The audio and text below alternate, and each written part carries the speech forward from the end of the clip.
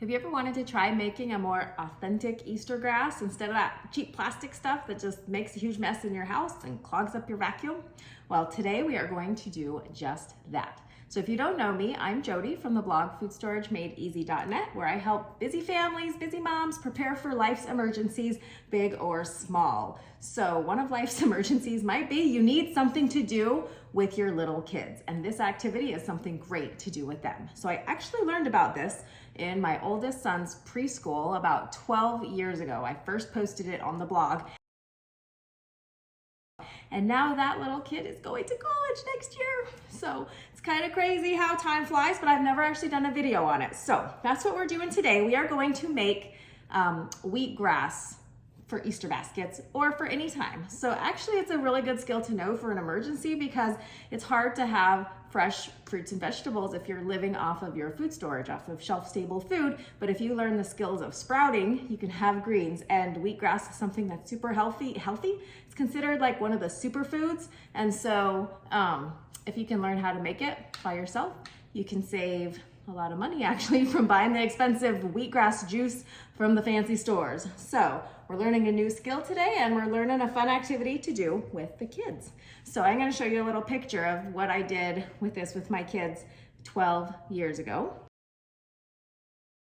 And I actually still have the little baskets that we used back then. So they're super cute. So this is a fun activity because you can do it in like little teeny baskets and make one for each of your kids and have them all help. You can do something a little bigger if you want to actually put like real eggs in. You can do all kinds of sizes. This could be a cute centerpiece decoration on your table. So whatever you have, whatever baskets you have, you can make this work.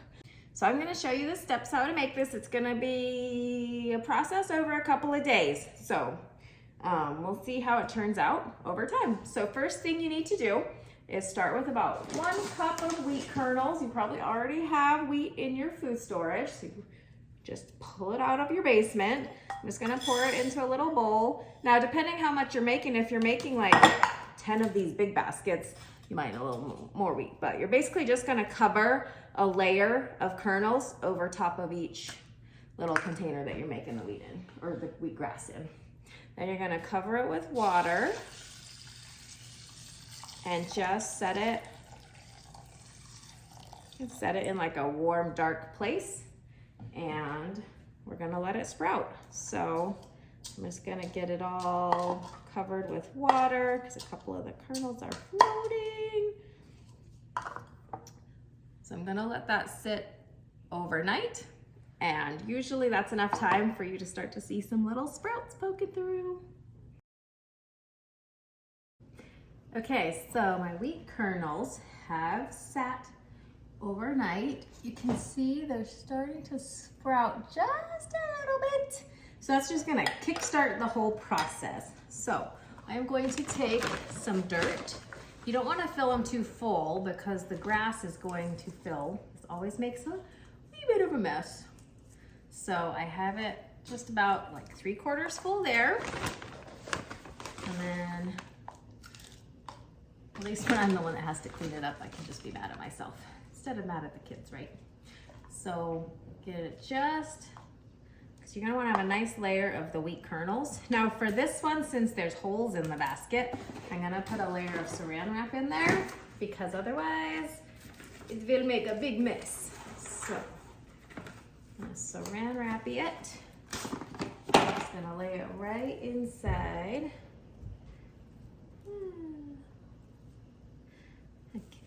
I need to do 2.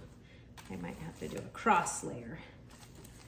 So now it's going to be all covered so the dirt doesn't sneak through the all the holes.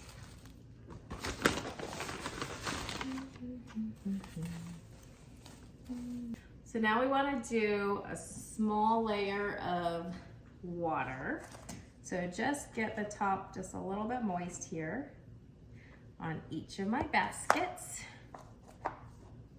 That's gonna prep it for our Easter wheat grass. So fun. Okay. And if you wanted to, you could just like spritz it with a spray bottle too, but we got what we got here. So then I'm gonna take the wheat kernels and do just like a thin layer over top. That's a little too much water in there. Okay, so a thin layer over top. Just kind of coat it. Again, it doesn't have to be an exact science. It's just gonna get covered with wheat. Okay, now we're gonna do this one. Again, just a nice thin layer over the entire little basket. I like this size. It's kind of a fun, it's like a little bigger, but not too big. You can see just a nice single layer. I mean, it doesn't matter if they're a little bit bunched up. Like I said, it really does not have to be an exact science here. Now for the big one, I'm gonna spread it out.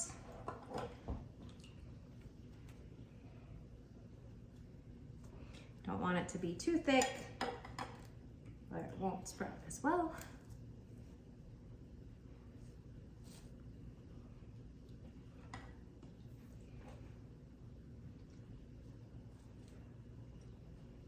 All right, we're in business here. So that was about a cup of kernels, and I still have enough left. I could have done a couple more small baskets. So now that we're done that, I'm just gonna sprinkle a teeny bit of dirt just over the top of each of these.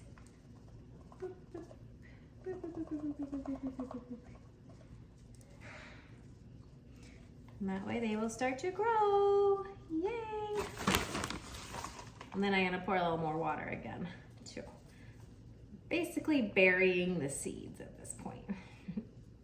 Okay, then I'll just do a teeny bit more water.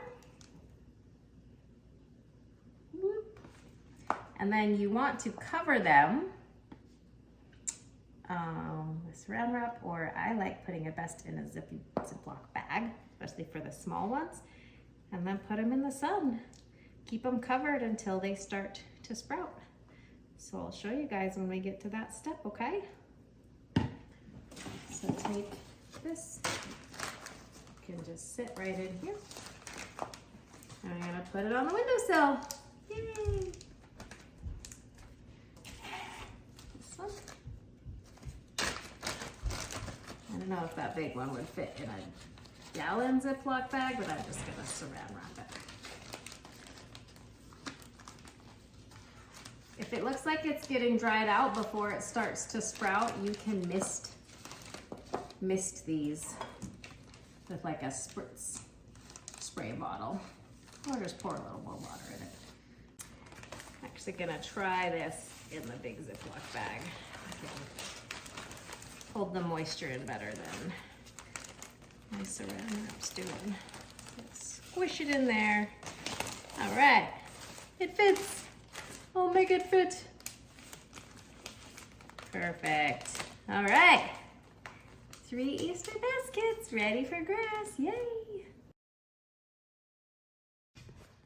So after everything started sprouting, I pulled them out of the bags, and you can see all the little sprouts. So at this point, you want it to be in the sun, and we're just gonna let the grass start to grow. So try to keep it moist. So spray it, you don't wanna have it too wet, but you can mist it or just pour a light layer of water over it as soon as you start to see it getting dry.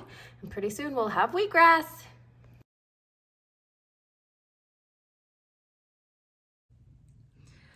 Okay, you guys, it's been just over a week and our Easter grass is thriving. So this is our cute little mini basket. That one would be fun for, like I said, a preschool or just for all your little kids. This one's a little bit bigger.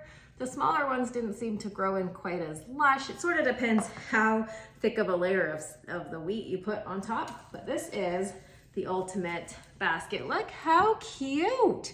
So like I said, this could be a cute table centerpiece if you had a colorful basket.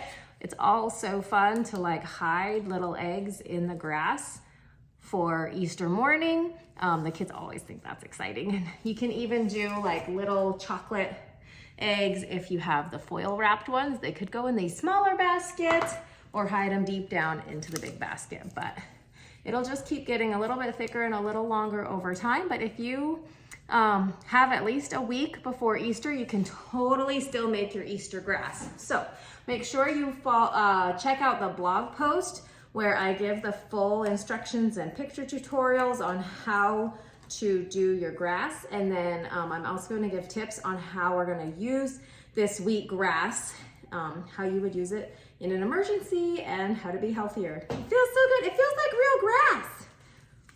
It's like you grew a lawn in your house. It's so fun. So make sure to check out foodstoragemade-easy.net. I'll put links in the description for you to go straight to that blog post all about the Easter grass.